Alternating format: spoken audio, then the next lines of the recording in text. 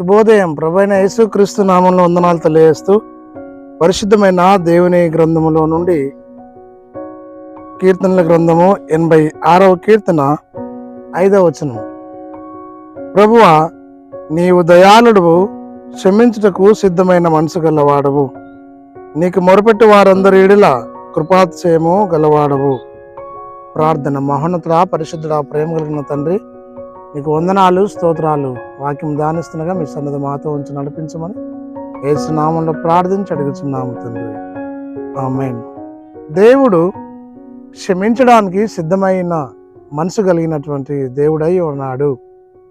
మానవ దైనందిన జీవితంలో తెలిసి తెలియక ఎన్నో పాపం చేసినప్పుడు ఆ పాపలను బట్టి కృంగిపోతూ, కుషిస్తూ, నశించిపోతూ ఉంటాం. కానీ దైవ మార్గములో, దేవుని సన్నిధానంలో సాగుతున్న నిజమైన క్రైస్తవుడు దేవుని దగ్గరకు వచ్చి క్షమించమని కోరుకొని వేడుకుంటాడు.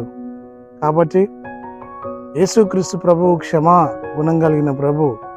ఎంత ఘోర పాపి నేను ఆ ప్రభు దగ్గరకు వచ్చి అతడు సమీపించి ప్రార్థించినప్పుడు, క్షమించమని కోరినప్పుడు దేవుడు క్షమించి ఆశీర్వదిస్తాడు, దీవిస్తాడు. కాబట్టి నా క్రైస్తవ జీవన ప్రయాణంలో ప్రభునందు విశ్వాసం ఉంచి క్షమాపణ పొందుకొని దేవుణ్ణి మయపరిచినట్లు పరిశుద్ధాత్మ దేవుడు మనందరికీ సహాయం చేసి నడిపించిన గాక.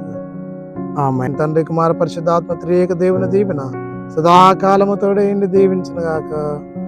ఆమేన్.